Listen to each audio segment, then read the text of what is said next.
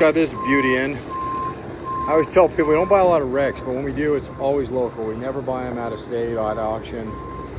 And this is no different. So this has got a lot of good upgrades on it. You know, it crunched the top of it, of course, but the doors were off of it, so I have a really nice set of blue doors in there. It's got a long arm lift kit. Nothing on the bottom as far as axles or anything like that was affected.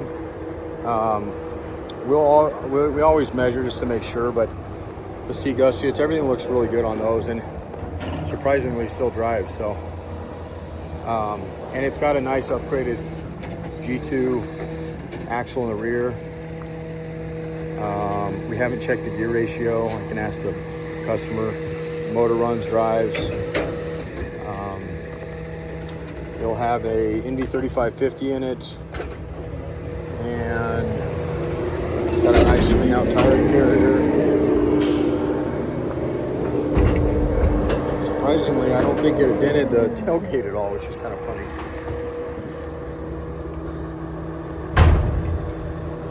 That bad boy there. There's the G2. Not just the diff cover, but also that guy there. So that's a nice upgrade right there.